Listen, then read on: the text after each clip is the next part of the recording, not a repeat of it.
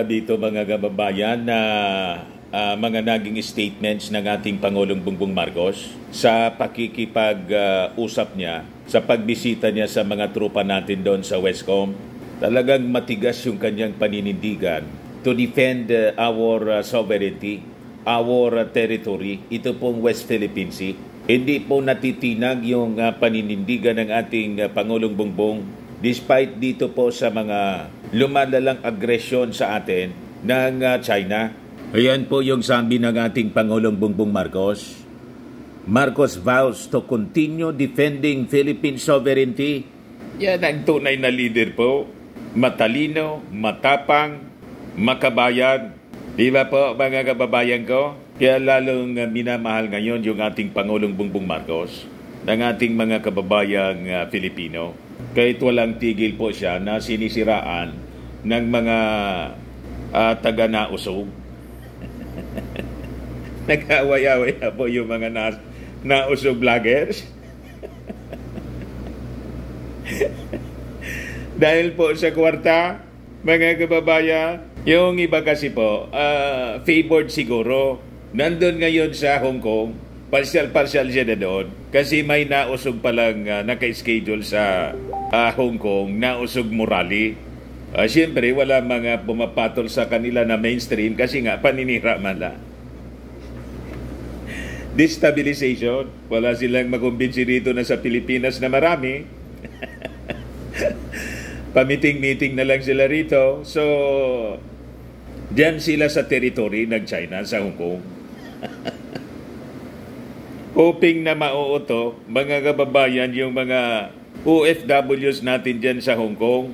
O ngayon, yung mga favored vloggers po, sagot lahat yata.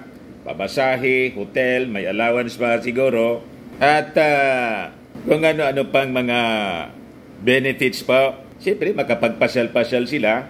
Gustong-gusto nila, mga kababayan. Diretso na siyempre yung mission nila is to cover.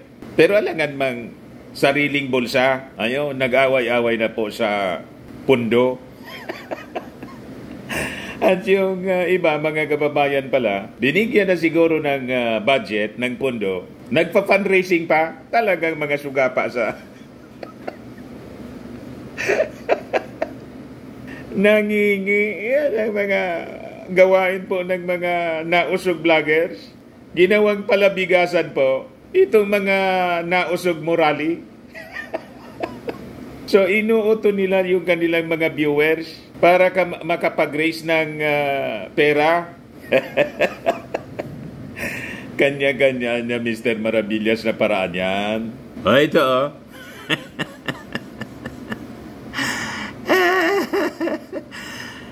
Kahapon lang, oh. One day ago, tanong lang, mga banateros, kunwari libre na papunta mo sa isang lugar, halimbawa sa Hong Kong, tapos nang hingi ka pa sa mga subscribers mo para sa pamasahe mo, okay lang ba yun?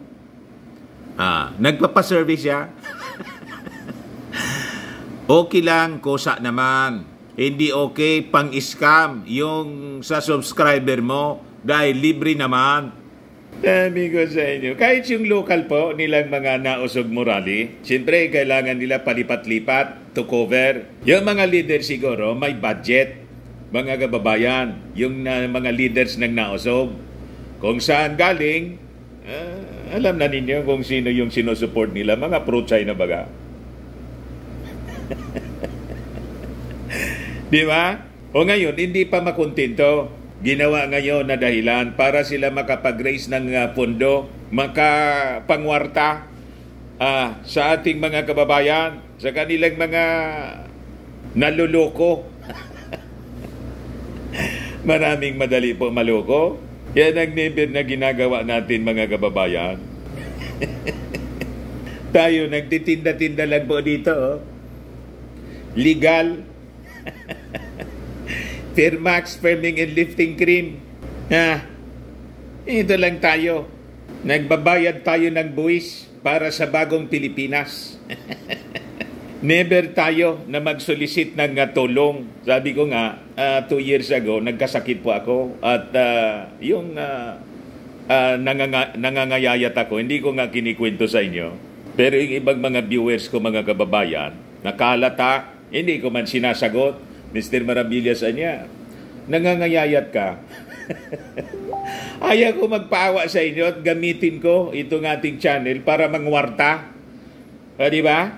So, tahimik lang tayo, mga kababayan, at hindi tayo nag-message sa Palasyo Malacanang. May contact tayo, pa labas-masok tayo ng Palasyo.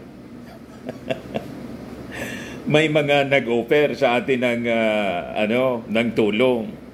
Sabi ko, salamat.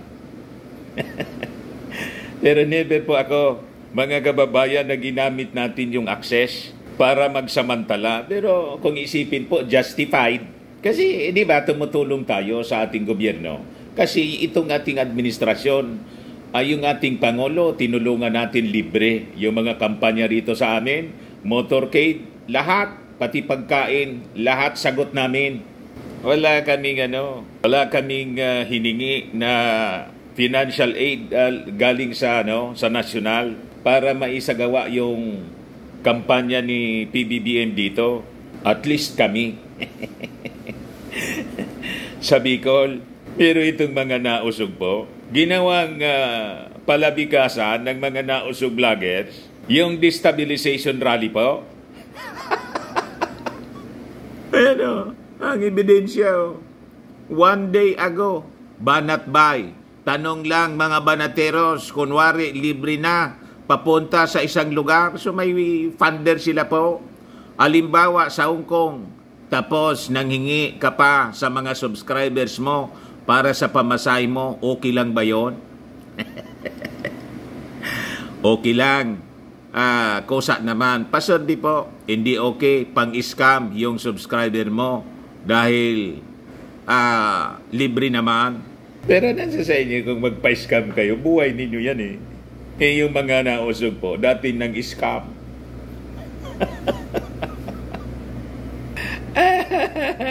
Yung mga, pati spiritual advisor nila, scam. Mahilig kaya yumaman. Sabi ko sa inyo. Pero balikan natin, hindi man yan actually yung ating topic, kundi itong ating Pangulong Bongbong Marcos. At saka yung mga activities ngayon para sa ikabubuti ng ating minamahal na bansang Pilipinas. Lalo na po sa issue ng West Philippine Sea. Yung mga Duterte naman po, yung nausog naman po, pag-usapan natin kasi yung kanila, mga personal interest lang po. Political survival po. Ayan po, yung mga taga-nausog. Sabi dyan, Bato reveals PDP Senator planning to join admin party. Nagkakalasa na po, mga kababayan, hoping na mag-survive po yung kanilang mga political ambition. Manalo sa midterm election.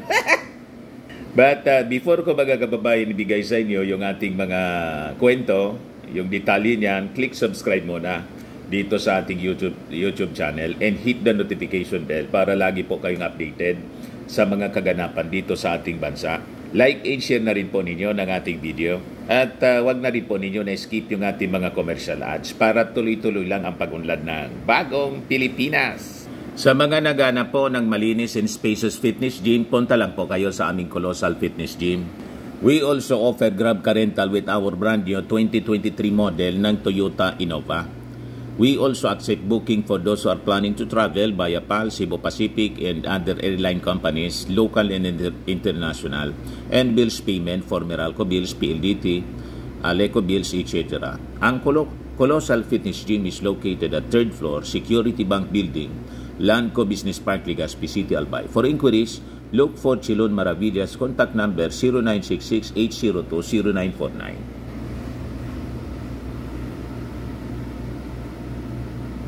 Yan po yung aming Innova. Lagi na pong matao sa amin.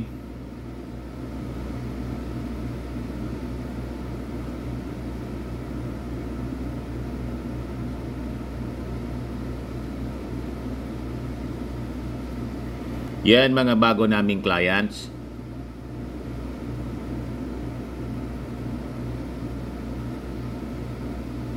pati mga foreigners po, mga British tourist po sila. Na-set up na rin po yung aming mga brand new gym equipments. May treadmill po kami.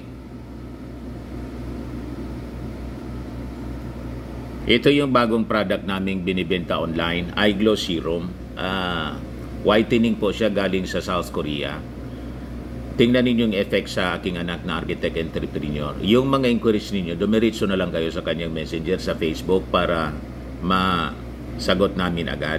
Ito naman po, Firmax Firming and Lifting Creams. Pinapahid po sa mga pulses and affected area. Mainam po ito sa paninigas na mga kaso-kasuan, pati sa mga pains. Ito naman po, Automax Radiant Serum. Sa mukha naman yung application. Anti-aging po siya. You will look 10 years younger than your age. Ngayon, sa mga cancer patients naman po, baka lang gusto ninyo itong itry. Nengxia Red Mix Fruit Drink. Hindi man po siya gamot, food supplement siya. Kaya lang, gawa siya sa goji berry. Yung goji berry may anti-cancer properties. O ngayon, yung mga inquiries po ninyo, demiritso na lang kayo sa aming messenger sa Facebook para masagot namin agad. Ayos pa? Ayos na Mr. Maravillas. So, balikan natin yung ating kwento. Sabi ng ating Pangulong Bongbong Marcos dito, sabi diyan, Marcos vows to continue defending Philippine sovereignty.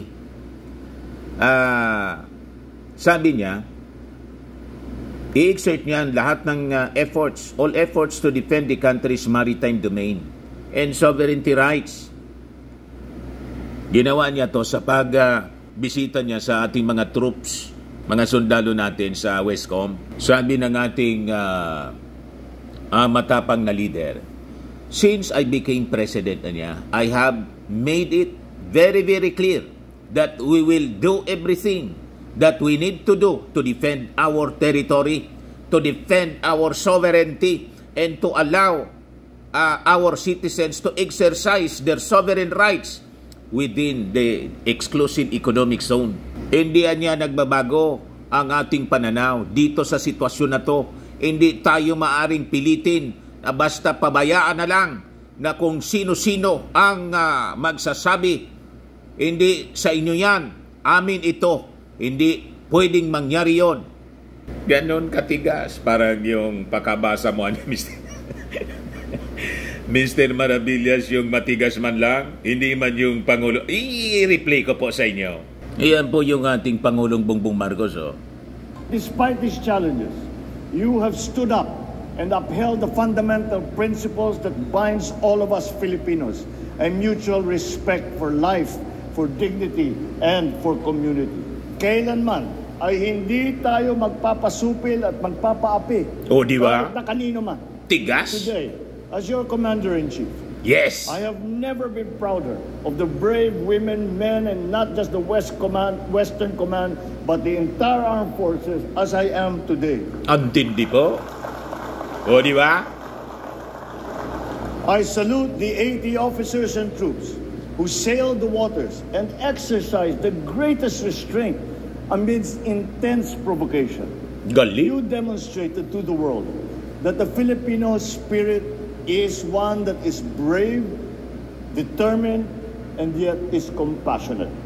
I reassure you that you have the entire nation behind you, praying for your safety, praying for your success. The Filipino people is grateful for your dedicated service and to the families that support you. Let me, of course, mention Seaman First Class Underwater Operator Jeffrey Facundo, who was harmed and was injured in the recent incident. Mabuhay! So as we award these medals, we remember that on June, kayo ang halimbawa ng isang bagong Pilipinas. Kayo ay isa sa aming inspirasyon para lalo pang pagbutihin ang aming sinumpang tungkulin.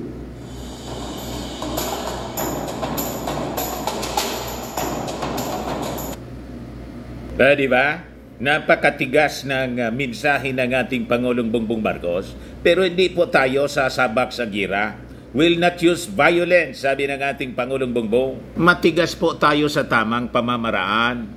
Philippine renounces using violence to settle zero. Kaya basag na basag po yung propaganda ng mga nausog vloggers, yung mga Duterte, lalo na ni Atty. Harry Roque na kinakaladkad tayo daw ng ating Pangulong Bongbong Marcos sa giyera. Walang katotohanan po. Napakalinaw yung yung mensahe ng ating Pangulong Bongbong Marcos. We will not use violence, pero maninindigan tayo sa tama. We will fight for our right sa tamang pamamaraan po. Yan sabi ng ating Pangulo. Marcos tells Filipino soldiers not to adopt war mentality versus China amid WPS row. Yan ang kanyang instruction po. We are not in the business to instigate wars. Our great ambition is to provide a peaceful and prosperous life for every Filipino. This is the drumbeat. This is the principle that we live by and that we march by, sabi ng ating Pangulo. We refuse to play by the rules that force us to choose sides in a great power competition. No government that truly exists in the service of the people will invite danger or harm to lives and livelihood. O di ba mga kababayan, napakalinaw ng mensahe ng ating Pangulo? Hindi po tayo makikipagira, but we will defend our sovereignty, sovereign rights, our territory. Hindi tayo magpapasindak sa kanila. Yan po ang tamang approach. Yes, sabi niya. And that is why in defending the nation, we stay true to our Filipino nature that we would like to settle all these issues peacefully. And the performance of our duties, we will not resort to the use of force or intimidation or deliberately inflict injury or harm to anyone. Hindi po tayo mananakit, mga kababayan. Kasi nga po, hindi tayo palaaway. Kaya tingnan ninyo yung ating Pangulong Bongbong Marcos. Kahit inaaway ng mga Duterte, paulit-ulit na sinisiraan, hindi siya hindi po siya gumaganti ng mga masasamang salita. Masama na nga yung ginagawa nila. Pinapabayaan lang po. Ba't mo papansinin itong mga masasamang loob? Kaya kami po dito, kung nagpo-programa ako, halimbawa, pinagtatawanan lang natin yung mga nausog. Mag-away-away sila sa kwarta. Ginawang fundraising po. Palabigasan yung nausog rally ng mga nausog vloggers. Mga mukhang kwarta talaga po. Mga ganit, mga sugapa. Yun ang natura din nila. Sabi ng ating Pangulo, the Philippines is a responsible state. We will continue to exercise our freedoms and rights in support of our national interest in accordance with international law. Ganun po. Yan po yung pamilya Marcos, the first couple especially, and si Martin Romualdez. Sige lang po ang serbisyo nila. Tutok na tutok sa trabaho. Despite all this, yung mga aggression na ginagawa ng China. Kasi may tamang panahon sa lahat ng bagay, mga kababayan.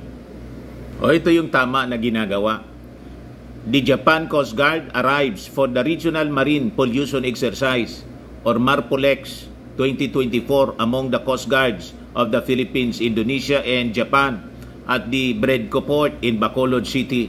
Ganun po. Ito yung mga tamang activity po. Di ba? Tulong-tulong. Regional Marine Pollution Exercise sa pag-protect po ng ating yamang dagat, karagatan, environment. Ito naman yung ating Pangulong Bongbong at si First Lady. Ano sabi dyan? First couple to aid farmers, fishers in Negros Occidental and Antique next week. Kita ninyo, tuloy-tuloy sa pagsiservisyo sa ating mga mamamayan. Yan ang focus ng ating Pangulo. Si Inday Anya Mr. Maravillas. Nandun sa activity ng mga LGBTQ. Pinopromote yung mga makamundong kasalanan. Yung mga karumal-dumal sa paningin ng Diyos kasama si Risa Ontiveros. Pride Month serves a reminder of the power of love over hate. Yung dahilan kung bakit sinunog ng Diyos ang Sodom and Gomorrah. Di ba? Let Pride Month become a celebration of our humanity. Mabuhay ang pag-ibig at pagkapantay-pantay para sa lahat. Yung mga bawal po sa Bible. Yun ang pinopromote ni Inday. Sabi sa Bible po, pride comes before distraction. Yun ang nangyari sa Sodom. Sodom and Gomorrah. Pag-promote sa mga kamunduhan ng mga bakla at mga tumboy. Yun, nandun, nakikisawsaw mga kababayan si Inday. Alam na ninyo ang patutunguhan ng kanyang karir. Yan ang sabi sa Proverbs po, 16:18. Pride goes before destruction, a haughty spirit before a fall. Hindi ako nagsabi niyan, si King Solomon, binagang matalino sa mundo. Yan ang tinatahak po ni Inday. Alarms na. Pero yung ating first couple po, yung mga makabuluhang bagay. Di ba? Bacolod City, President Marcos will visit Negros Occidental in Antique on Thursday, June 27, to lead relief efforts for farmers and fisherfolk under the Presidential Assistance to Farmers and Fisherfolk Program. The visit aims to provide financial support to individuals facing economic hardships with a special focus on the agricultural and fishing sectors. President Marcos will personally oversee the distribution of cash assistance to around 10,000 beneficiaries in Negros Occidental. Out of this, 3,000 recipients are from Bacolod City, while each of the districts in Negros will receive aid for 1,000 individuals. Accompanying the President is First Lady Lisa Marcos, who will lead a separate initiative called the Laboratorio para sa Lahat, Lab for All project. This program is designed to offer essential laboratory and healthcare services to underprivileged individuals who struggle to access government-provided healthcare. Ganon sila mag-aruga sa ating mga mamamayang Pilipino. Yung mga taga-naosog, anong ginagawa? Politika po. Paninira, politika. Yung political survivals nila po. Personal ang pinagkakaabalahan. Pero sumusweldo sa ating gobyerno. Nga. Ano sabi dyan, mga kababayan? Politika ang pinag-usapan nila. We just have to do our own guerrilla warfare. Senator De La Rosa and Senator Bungo are planning a guerrilla-style re-election campaign for 2025 midterm elections. Doon sila busy po. Pamomolitika. In an interview on Teleradyo Servicio, anong ganap? De La Rosa acknowledged that they may not be acceptable to either the administration ticket or the Liberal Party-led opposition. Sinusuka na sila kasi, mga kababayan. Nagkausap kami ni Senator Bungo na talaga we have to run our own campaign. Magsusumikap lang kami dahil wala naman kami inaasahan. I do not know kung talagang malabo naman siguro kaming kakarga ng administrasyon at hindi rin naman siguro kami acceptable sa opposition. As of now, yung standing opposition ngayon, yung Liberal Party, di ba? Hindi din naman kami acceptable doon. So sa gitna lang kami, ang magsusumikap lang kami, guerrilla warfare lang kami dito. We just have to do our own guerrilla warfare. Busy sila sa sarili pong pangsariling interest. Sabi diyan po, Bato reveals PDP Senator planning to join admin party. Senator Bato de la Rosa reveals that a senator from former President Rodrigo Duterte's Partido Demokratiko Pilipino PDP is planning to leave the party to join the administration party. However, de la Rosa did not want to name the senator because she believes it would be better for the senator to announce it to the public himself. Sino dyan niya, Mr. Marabilla sa apat? Ito si Tolentino po ang salarin. Unsuspect po dyan.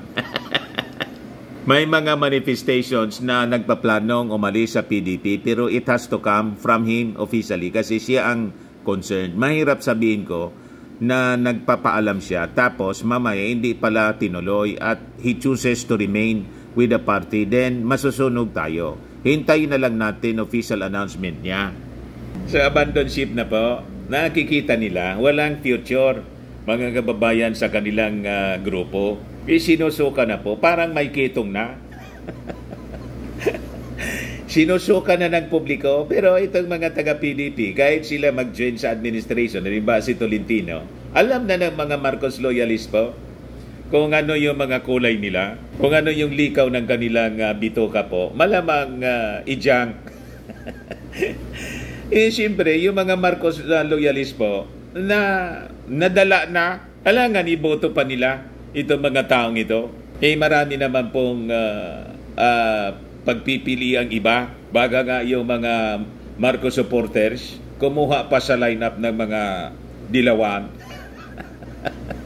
Kaysa dito sa, mas malala pa niya, itong kampo ng nausog, kaysa mga dilawan. Doble yung pagkasalo, sabi ng mga nagre-react po sa ating mga videos.